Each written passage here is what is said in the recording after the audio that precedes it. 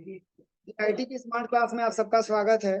और अकाउंटिंग की इस क्लास में आज हम लोग सीखने वाले हैं अकाउंटिंग इक्वेशन और अकाउंटिंग कॉन्सेप्ट के बारे में। सबसे पहले अकाउंटिंग इक्वेशन के बारे में हम बात करें तो अकाउंटिंग इक्वेशन का मतलब होता है समीकरण, यानी कि अकाउंटिंग का क्या समीकरण है। तो देखिए इसमें बताया जा रहा है, सबसे पहले कह रहा है कि the relationship between assets liability and capital can be एक्सप्रेड in form of equation is called accounting equation. Accounting to this equation, assets of business are always equal to the total of its liabilities and capital. Honor equity, it is also called balance sheet equation. The accounting equation is assets बराबर liability plus capital। यानी कि इसके बारे में अगर हम बात करें सबसे पहले अकाउंटिंग इक्वेशन के बारे में, तो कह रहा है कि अकाउंटिंग का जो कॉन्सेप्ट अकाउंटिंग का जो समीकरण होता है, ये कह रहा है कि रिलेशनशिप होता है किसके किसके बीच। तो कह रहा है कि एसेट्स बराबर, यानी कि कह रहा है कि the relationship between assets liability and capital, यानी कि जो हमारा अकाउंटिंग का इक्वेशन होता है एक प्रकार का रिलेशनशिप होता है किसका, एसेट्स लायबिलिटी और कैपिटल का। और कैन बी एक्सप्रेस, जिसको एक्सप्रेस किया जा सके in form on in equation is called, यानी कि इसी इक्वेशन को कह रहा है कि कॉल्ड, यानी कि कहते हैं, क्या कहते हैं, accounting equation. Accounting to this equation assets of business are always equal to total of its liabilities and capitals. Owner equity, यानी कि कह रहा है जो अकाउंटिंग का जो क्वेश्चन होता है वो कह रहा है कि एसेट्स बराबर होता है, यानी कि एसेट्स बिजनेस के एसेट्स के हमेशा हमेशा इक्वल टू, यानी कि बराबर होता है किसके, लायबिलिटी और कैपिटल के। और कह रहा है कि इट इज आल्सो कॉल्ड, जिसे हम बोलते हैं क्या, बैलेंस शीट इक्वेशन के नाम से। और कह रहा है कि the accounting equation is assets बराबर लायबिलिटीज प्लस कैपिटल, यानी कि जो हमारा बिजनेस का एसेट्स होता है, जो हमारे बिजनेस में संपत्ति होता है जिसको हम एसेट्स बोलते हैं, वो बराबर होता है किसके, लायबिलिटीज के प्लस कैपिटल के। यानी कि लायबिलिटी प्लस कैपिटल बराबर क्या होता है आपका, एसेट्स होता है। या इस तरीके से बोल सकते हैं कि एसेट्स बराबर लायबिलिटी प्लस कैपिटल। तो जैसे मान के चलिए अपने बिजनेस के बारे में हम बात करें यहाँ पे, तो देखिए जैसे अगर हम यहाँ पे बात करें सबसे पहले, तो मान के चलिए एसेट्स है, मान के चलिए यहाँ पे कितने लाख रुपए का, 5 लाख रुपए। कितने लाख रुपए का, 5 लाख रुपए का। और लायबिलिटी है मान के चलिए यहाँ पे 3 लाख रुपए का। कितने लाख रुपए का, 3 लाख रुपए का। तो आपको ये पता है कि एसेट्स बराबर क्या होता है, एसेट्स बराबर क्या होता है आपका, लायबिलिटी प्लस कैपिटल होता है। या कैपिटल प्लस क्या बोल सकते हैं, कैपिटल प्लस लायबिलिटी भी बोल सकते हैं। यानी कि जो हमारा एसेट्स होता है वो होता है बराबर किसके, लायबिलिटी प्लस कैपिटल के बराबर होता है। अब देखिए इसमें आपको क्या क्या पता है, एसेट्स पता है, लायबिलिटी पता है। तो अगर आपको जो है कैपिटल आपको ज्ञात करना हो तो कैपिटल कैसे ज्ञात करेंगे, समझ में आ रहा है ना। अगर आपको कैपिटल ज्ञात करना हो, जैसे मान के चलिए कि बिजनेस में एसेट्स है आपका 5 लाख रुपए का और लायबिलिटी है कितने लाख रुपए का, 3 लाख रुपए का। अगर आपको कैपिटल पता करना हो तो कैपिटल का क्या होता है, फार्मूला होता है। कैपिटल का क्या होता है, एक फार्मूला होता है। तो इसकी फार्मूला सॉल्व करने के लिए सबसे पहले आप क्या करिए, रुकिए मैं बता दे रहा हूँ। यहाँ पे जो है इसको हटा करके आप लिख दीजिए यहाँ पे। जैसे मान के चलिए मैंने जो है मैंने यहाँ पे रख दिया, मैंने कैपिटल को इधर कर दिया और लायबिलिटीज को मैंने इधर कर दिया। एसेट्स बराबर कैपिटल प्लस लायबिलिटीज बोल सकते हैं ना। यानी कि जो हमारा एसेट्स होता है वो कैपिटल प्लस लायबिलिटीज के क्या होता है, बराबर होता है। अब देखिए बिजनेस में एसेट्स है 5 लाख रुपए का और लायबिलिटीज है 3 लाख रुपए का। अगर हम बात करें सबसे पहले यहाँ पे किसके बारे में, कैपिटल के बारे में, तो कैपिटल आपको पता है। तो देखिए कैपिटल अगर आपको निकालना हो तो कैपिटल का फार्मूला होता है सबसे पहले इक्वल बराबर, यानी कि कैपिटल बराबर होता है एसेट्स माइनस लायबिलिटी। यानी कि एसेट्स माइनस लायबिलिटी का मतलब ये होता है कि जैसे जैसे कैपिटल बराबर अगर आप बात करेंगे तो जैसे मान के चलिए कि बिजनेस में आपको एसेट्स पता हो गया और प्लस लायबिलिटी आपको पता हो गया। अगर आपको जो है कैपिटल आपको निकालना है तो इसमें हम समीकरण लगाएंगे कि नहीं लगाएंगे, यानी कि जिसको निकालना है उसको हम इक्वल टू कर देंगे। अब देखिए कैपिटल आपको निकालना है, कैपिटल आपको क्या करना है, निकालना है। अब चलिए इसमें हम देख सकते हैं यहाँ पे क्वेश्चन मार्क। अब कैपिटल निकालना है तो एसेट्स कितने रुपए का, 5 लाख रुपए का। और माइनस लायबिलिटी कितने रुपए का, 3 लाख रुपए का। तो 5 लाख में से अगर 3 लाख माइनस होगा तो कितना बचेगा, 2 लाख, यही 2 लाख हमारे बिजनेस का क्या हो जाएगा, कैपिटल हो जाएगा, यही हमारे बिजनेस का कैपिटल हो जाएगा।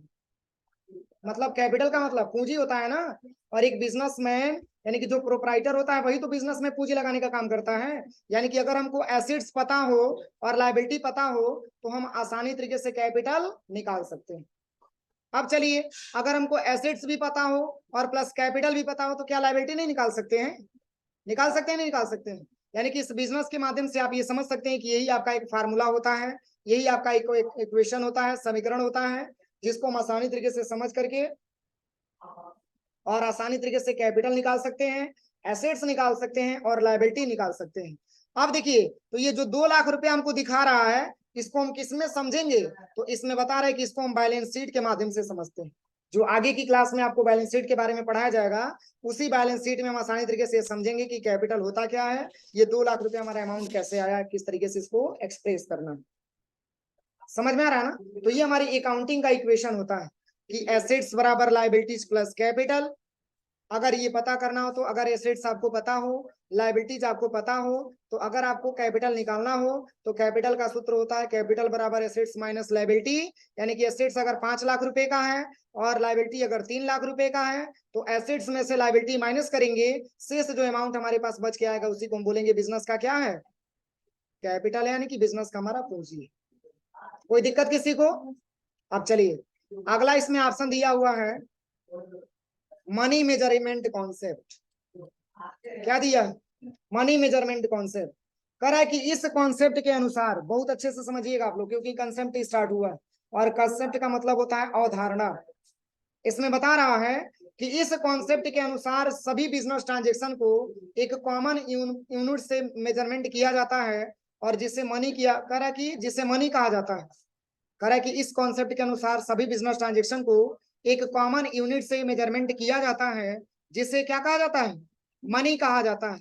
और कह रहा है कि ट्रांजेक्शन, कह रहा है कि ऐसे ट्रांजेक्शन जिसे मनी के रूप में एक्सप्रेस किया जा सके या मेजरमेंट किया जा सके, उसे ही बिजनेस ट्रांजेक्शन माना जाएगा और बुक्स ऑफ अकाउंट में रिकॉर्ड किया जाएगा। जैसे कोई सेल्समैन किसी पार्टिकुलर दिन में कितने अमाउंट का गुड्स सेल करता है, केवल इस अमाउंट को ही बुक्स ऑफ अकाउंट में रिकॉर्ड किया जा सकता है, जबकि इम्प्लाई सर्टिफिकेशन को बुक्स ऑफ अकाउंट में रिकॉर्ड नहीं किया जा सकता, क्योंकि हम सर्टिफिकेशन को मनी के रूप में मेजर नहीं कर पाते। अब जैसे ध्यान से समझिए, जैसे मान के चलिए कि आपके दुकान पे 4 कस्टमर हैं। कितना कस्टमर, 4 कस्टमर आए, और 4 कस्टमर आए और मान के चलिए कि आपसे कीबोर्ड लेना चाह रहे हैं, कीबोर्ड खरीदना चाह रहे हैं। उसने उन सबों ने पूछा कि भैया कीबोर्ड आपका कितने रुपए का है, तो आपने बताया कि अगर आप एक पीस हमारे वहां कीबोर्ड खरीदते हैं तो आपको 10 रुपया में पड़ेगा। कितने रुपए में, 10 रुपए में पड़ेगा। तो 4 कस्टमर आए थे, कितने कस्टमर, 4 कस्टमर आए थे। इसमें से 2 कस्टमर क्या कर लिया, खरीद लिया। कितना पीस, तो मान के चलिए कि 4 पीस इन्होंने कीबोर्ड खरीद लिया। 2 कस्टमर ने 4 पीस कीबोर्ड खरीद लिया। बचा कितना कस्टमर, 2 कस्टमर। अब 2 कस्टमर आपसे कह रहा है कि भैया हम अभी नहीं खरीदेंगे, हम हो सके तो कल आपके दुकान पे आएंगे तो हम लोग खरीदेंगे। ये 2 लोग खरीद लिए ना, हम 2 लोग बाद में खरीदेंगे। आप एक बात बताइए, अगर उसका अमाउंट आप जमा करेंगे, चाहे उसको अगर आप रजिस्टर में भी चढ़ाएंगे, तो कितने एम्प्लॉइयों का कितने कस्टमर का दिखाएंगे, 4 गो की 2 गो। जैसे 4 आपकी दुकान पे कस्टमर आए, 4 आपके दुकान पे ग्राहक आए, ध्यान से समझिएगा, और उसमें से मात्र 2 ही लोग सामान खरीदे और 2 लोग वैसे मतलब रिटर्न चले जा रहे हैं कि भैया हम बाद में खरीदेंगे। तो जो आपने 2 लोगों से बेचा है उन्हीं दोनों लोगों का नाम और रजिस्टर में नाम नोट करेंगे ना, 2 लोगों का तो नाम नोट करेंगे नहीं। तो देखिए, इसमें बता रहा है कि अगर इसमें अगर आपसे आपको मनी भी प्राप्त हुआ तो किस कस्टमर से मनी प्राप्त हुआ, 2 ही कस्टमर से ना, क्योंकि यही इन्होंने प्रोडक्ट खरीदा है। इन्होंने तो 2 लोग तो केवल पूछ करके गए हैं, लेकिन 2 लोग क्या किए हैं, खरीदे हैं। तो अगर जो 2 लोग खरीदे हैं तो सिंपल सी बात है, इन्हीं से आप पैसा लेंगे और इन्हीं का आप रिकॉर्ड कंप्यूटर में मेंटेन करेंगे, या फिर मान के चले कि अपने रजिस्टर में आप मेंटेन करेंगे। समझ में आ रहा है ना। लेकिन 2 लोग खरीद के गई भी नहीं किए हैं तो उनका रिकॉर्ड आप चढ़ाएंगे। जैसे मान के चलिए कि ऐसा भी तो होता है, मान के चलिए अपने इंस्टीट्यूट में जितना इंक्वायरी होता है, क्या उतने बच्चों का एडमिशन हो जाता है, क्यों, उतने बच्चों का एडमिशन हो जाता है। अगर उतने बच्चों का एडमिशन हो जाए तो आपको पता है बैठने के लिए सीट नहीं मिलेगा, मिलेगा सीट बैठने के लिए। तो मान के चलिए 10 बच्चे आए और जिन्होंने कंप्यूटर कोर्स के बारे में समझा, कितने स्टूडेंट? 10 स्टूडेंट आए जिन्होंने कंप्यूटर कोर्स के बारे में समझा। अब बात बताइए, मात्र इसमें से 5 ही स्टूडेंट ऐसे हैं जिन्होंने एडमिशन ले लिया। तो जो 5 स्टूडेंट एडमिशन ले लिया, उन्हीं का तो आप फीस पेड करेंगे, उसका रसीद बनाएंगे, उसका एडमिशन करेंगे और उसका डॉक्यूमेंट लेंगे, कि 10 का ले लेंगे? आप अपनी समझने के लिए एक रजिस्टर में केवल नोट कर लेंगे, लेकिन इसका कितना पैसा दिया? तो 1500 दिया। तो 5 स्टूडेंटों का 1500 अलग अलग पोस्टिंग करेंगे आप कि नहीं करेंगे? उसका डॉक्यूमेंट आप जमा करेंगे कि नहीं करेंगे? उसको आप क्लासेस देंगे। तो देखिए इनकम किससे हुआ? 10 से कि 5 से? 10 तो वैसे पूछने के लिए आए थे, लेकिन एडमिशन कितना लिए सर? 5 लिए। इसलिए 5 अगर आपका क्लास में एडमिशन ले लिया, आपके इंस्टीट्यूट में एडमिशन ले लिया, तो उसी 5 से आपको पैसा लेना है और उसको आपको पढ़ाना है, क्योंकि वो आपके हमेशा हमेशा के लिए स्टूडेंट बन गया, यानी कि वो आपके इंस्टीट्यूट में एडमिशन ले लिया। तो 10 लोग को तो नहीं पढ़ाएंगे आप। हो सके कि 5 लोग फिर 1-2 दिन में, 4 दिन में आपके पास अवेलेबल हों, लेकिन मान के चलिए कि वो भी तो हो सकता है कहीं और इंस्टीट्यूट में जाकर के एडमिशन ले लेंगे। जब किसी और इंस्टीट्यूट में जाकर एडमिशन ले लेगा तो उसमें आपको नाम रखने की कोई जरूरत है? तो देखिए इसमें यही बताया गया है कि जैसे इसमें जो सर्टिफिकेशन के बारे में अगर बात किया गया है, इसमें बताया गया, देखिए कह रहा है कि एम्प्लॉय सर्टिफिकेशन को बुक्स ऑफ अकाउंट में रिकॉर्ड नहीं किया जा सकता है। मतलब ये 5 लोग तो मान के चलिए कि संतुष्ट हुए हैं ना, लेकिन 5 लोग संतुष्ट होकर के एडमिशन ले लिए हैं। तो हम एडमिशन अगर 5 लोगों का कर लिए हैं, तो 5 ही लोगों से हम पैसा प्राप्त करेंगे, इन्हीं का हम रसीद बनाएंगे और इन्हीं का कंप्यूटर में एंट्री करेंगे। लेकिन ये जो सर्टिफाइड होकर के किसी और जगह पे गए हुए हैं, इनको हम एडमिशन नहीं दिए हैं, इनका हम यहाँ पे रसीद न बनाएंगे, न तो इनका डॉक्यूमेंट जमा करवाएंगे। बातें समझ में आ रही है ना? वही बात इसमें कह रहा है कि इस कॉन्सेप्ट के अनुसार सभी बिजनेस ट्रांजेक्शन को एक कॉमन इनपुट यूनिट से मेजरमेंट किया जाता है, जिसे मनी कहा जाता है। और ऐसे ट्रांजेक्शन जिसे मनी के रूप में एक्सप्रेस किया जा सके या मेजरमेंट किया जा सके, उसे ही बिजनेस ट्रांजेक्शन माना जाएगा और बुक्स ऑफ अकाउंट्स में रिकॉर्ड भी किया जाएगा। जैसे सेल्समैन किसी पार्टिकुलर दिन में कितने अमाउंट को गुड्स सेल करता है। जैसे मान के चलिए कि कोई बिजनेसमैन है, वो एक दिन में मात्र 10 कीबोर्ड बेचा, तो 10 ही कीबोर्ड का एंट्री अपनी कंप्यूटर पे दिखाएगा ना। मान के चलिए कि अगर 15 कीबोर्ड क्यों दिखाएगा? क्योंकि मान के चलिए कि हो सके पूरे पूरे कस्टमर खरीद के लेके नहीं गया होगा, मात्र 10 ही पीस कीबोर्ड खरीद के लेके गया होगा, तो वही 10 पीस का एंट्री अपनी कंप्यूटर में दिखाएगा। और कह रहा है कि एम्प्लॉय सर्टिफिकेशन को बुक्स ऑफ अकाउंट में रिकॉर्ड नहीं किया जा सकता है। यानी कि जो कस्टमर केवल पूछ करके गया है, उसका नाम केवल रजिस्टर में लिखेगा, लेकिन उसकी एंट्री कंप्यूटर में नहीं करेगा। कोई दिक्कत तो नहीं है किसी को? अब चलिए, अब अगले ऑप्शन के बारे में समझते हैं। अब इसमें अगला ऑप्शन यहाँ पे लिखा हुआ है सेपरेट एंटिटी कॉन्सेप्ट। करा है कि इस कॉन्सेप्ट के अनुसार बिजनेस को एक एंटिटी के रूप में देखा जाता है जो कि अपने ऑनर से बिल्कुल अलग एंटिटी है। और इस कॉन्सेप्ट के अनुसार बिजनेस एक अलग एंटिटी है और उसका मालिक एक अलग एंटिटी। हम हमेशा इन दोनों को अलग अलग मानकर, अलग अलग एंटिटी मान करके ही अकाउंटिंग करेंगे। जैसे मान के चलिए बिजनेस का मालिक, बिजनेस का मालिक अगर बिजनेस स्टार्ट करता है तो अपने बिजनेस में क्या लगाता है? पूंजी लगाता है। तो बिजनेस का मालिक हो गया। तो मान के चलिए कि बिजनेस का मालिक को क्या बोला जाता है? प्रोप्राइटर बोला जाता है। तो प्रोप्राइटर एक अलग एंटिटी हो गया बिजनेस से रिलेटेड, और कैपिटल एक अलग एंटिटी हो गया। जब तक हम दोनों को अलग अलग नहीं मानेंगे, तब तक इसकी अकाउंटिंग हम कंप्यूटर में नहीं कर सकते। अब देखिए जैसे बिजनेस स्टार्ट किया गया तो इसमें 2 लोग इन्वॉल्व हुए। जैसे मान के चलिए कि प्रोप्राइटर, तो प्रोप्राइटर वो होता है जो बिजनेस में क्या करता है? पूंजी लगाता है। तो पूंजी लगाता है यानी कि जो बिजनेस को स्टार्ट करता है, एक प्रकार का हम उसको प्रोप्राइटर बोलते हैं। और बिजनेस में कैपिटल लगाता है तो उसको हम कैपिटल बोलते हैं। तो बिजनेस का प्रोप्राइटर एक अलग एंटिटी हो गया और प्लस कैपिटल एक अलग एंटिटी हो गया। इन दोनों लोगों को अलग अलग मान करके तभी हम अकाउंटिंग करते हैं। समझ में आ रहा है ना? जैसे मान के चलिए कि बिजनेस का जो प्रोप्राइटर है, तो प्रोप्राइटर तो एक मालिक हो गया, और कैपिटल किसने लगाया? प्रोप्राइटर ने लगाया। तो किसमें लगाया? बिजनेस में लगाया। तो बिजनेस तो एक मान के चलिए कि एक माध्यम है, लेकिन इसमें कितने लोग जुड़े हैं? 2 लोग जुड़े हैं। एक आपका प्रोप्राइटर जुड़ा हुआ है और एक आपका कैपिटल जुड़ा हुआ है। तो दोनों की अलग अलग एंटिटी मान करके तब जाकर के हम क्या करते हैं? अकाउंटिंग करते हैं। समझ में आ रहा है ना? अब चलिए, अब अगला इसमें ऑप्शन देता है, इसमें अगला ऑप्शन यहाँ पे दिया हुआ है गोइंग कंसर्न कॉन्सेप्ट। अब चलिए इसके बारे में हम समझते हैं कि गोइंग कंसर्न कॉन्सेप्ट क्या कहता है।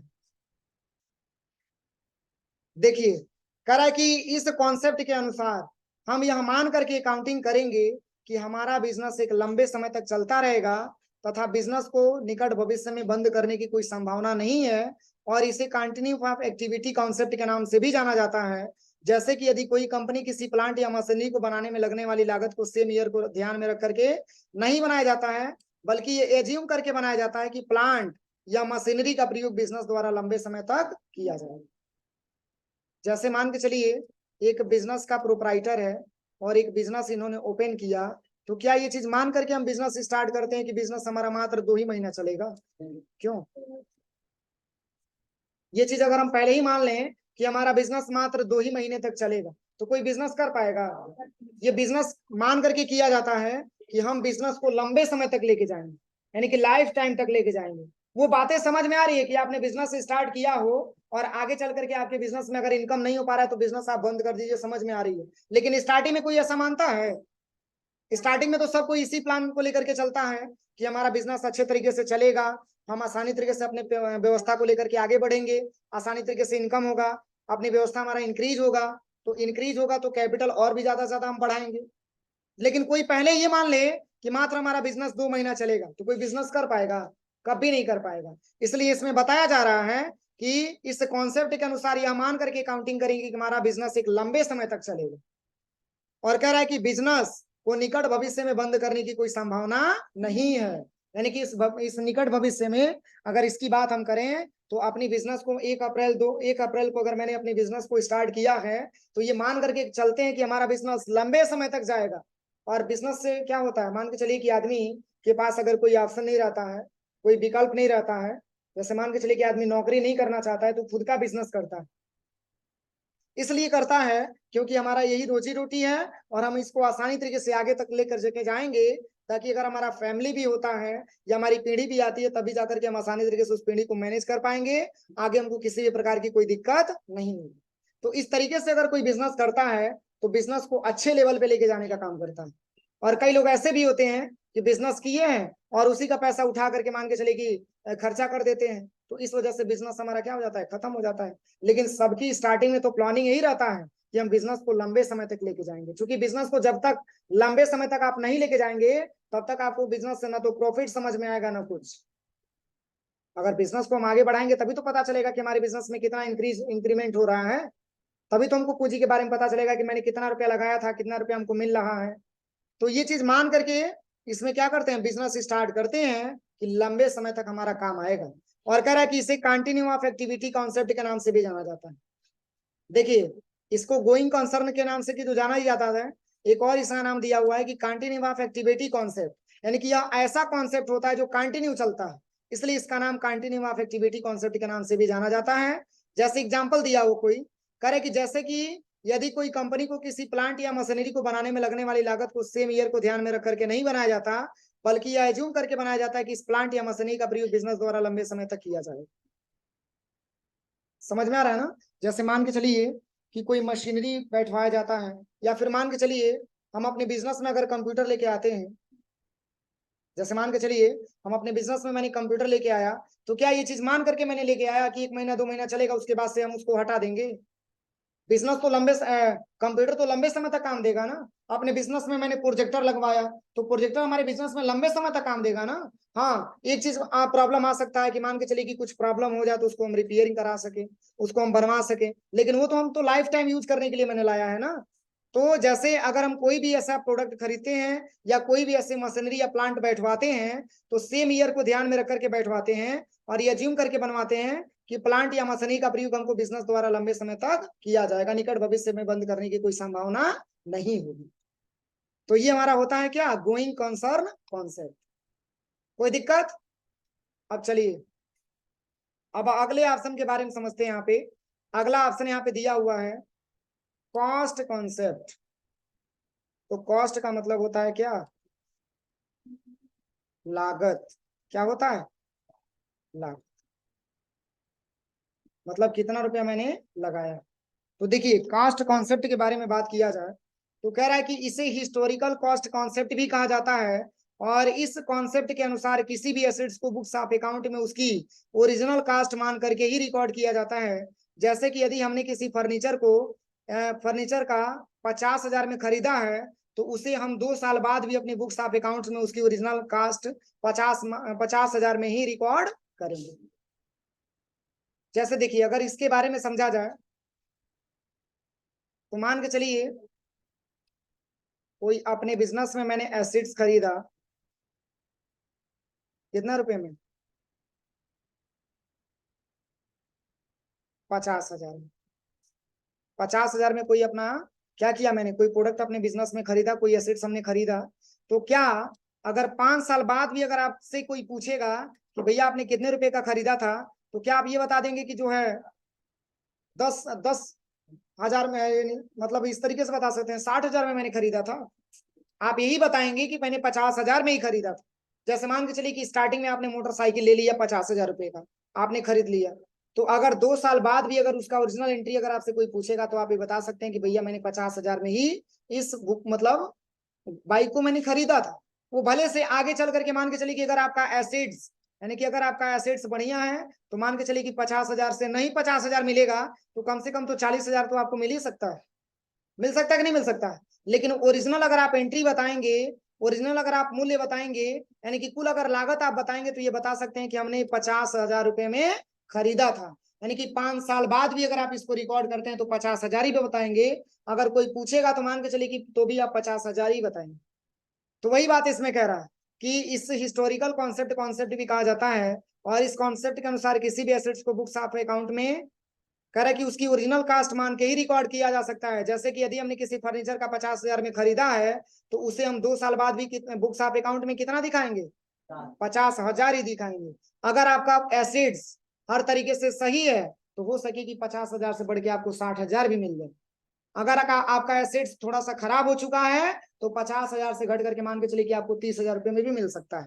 जैसे आपने देखा है ना, कहा जाता है कि कोई भी चीज खरीदना आसान होता है, लेकिन बेचना आसान नहीं होता।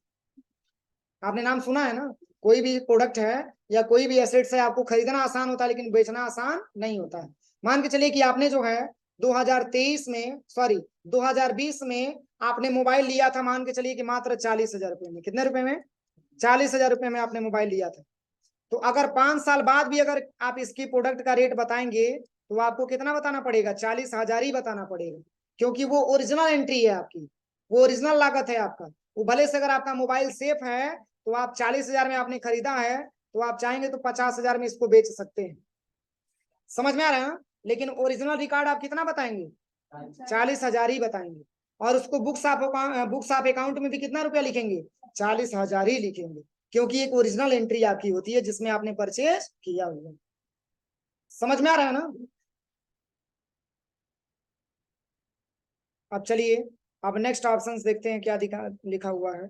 अगला ऑप्शन ड्यूअल कॉन्सेप्ट कह रहा है कि इस कॉन्सेप्ट के अनुसार सभी बिजनेस ट्रांजेक्शन में दो पक्ष होते हैं। पहला पक्ष डेबिट और दूसरा पक्ष क्रेडिट।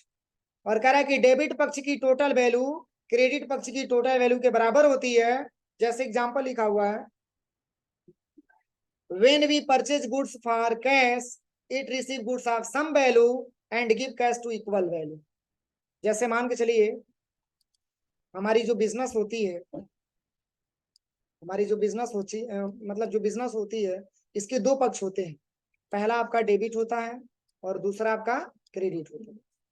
समझ में आ रहा है ना? तो किसी भी बिजनेस के मात्र दो ही पक्ष होता है, एक आपका डेबिट पक्ष होता है, दूसरा आपका क्रेडिट पक्ष होता है। और डेबिट पक्ष बराबर आपका क्या होता है? क्रेडिट होता है। यानी कि अगर 50,000 रुपये डेबिट का है, तो 85,000 रुपये किसका होगा?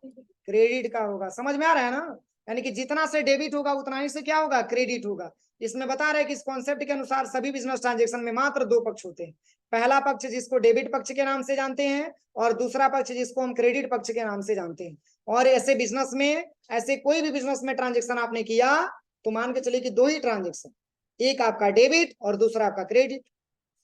समझ में आ रहा है ना? किसी भी बिजनेस के ट्रांजेक्शन में मात्र दो ही पक्ष होता है, एक आपका डेबिट होता है, दूसरा आपका क्रेडिट होता है। जैसे एग्जांपल दिया हुआ है, कह रहा है कि व्हेन वी परचेज गुड्स, यानी कि जब हम किसी गुड्स को परचेज करते हैं, किससे?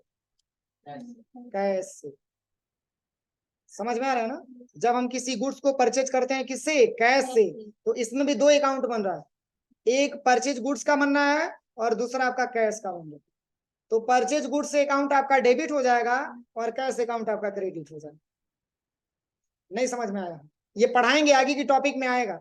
जैसे परचेज अकाउंट का मतलब ये होता है, जब हम किसी गुड्स को परचेज करते हैं, तो इसमें तो गुड्स का नाम नहीं दिया गया है, तो इसमें लिखा है व्हेन वी परचेज गुड्स, यानी कि जब हम गुड्स को परचेज करते हैं, और किससे, कैश से। तो इसमें दो ट्रांजेक्शन हो रहा है, एक गुड्स को परचेज किया जा रहा है और कैसे परचेज किया जा रहा है, तो कैश से परचेज किया जा रहा है। तो इसमें दो अकाउंट, इसमें परचेज अकाउंट, परचेज गुड्स हो जाएगा आपका डेबिट। क्या हो जाएगा? डेबिट। और कैश अकाउंट हो जाएगा क्रेडिट। आगे की क्लास में बताएंगे, अभी आपको समझ में नहीं आया।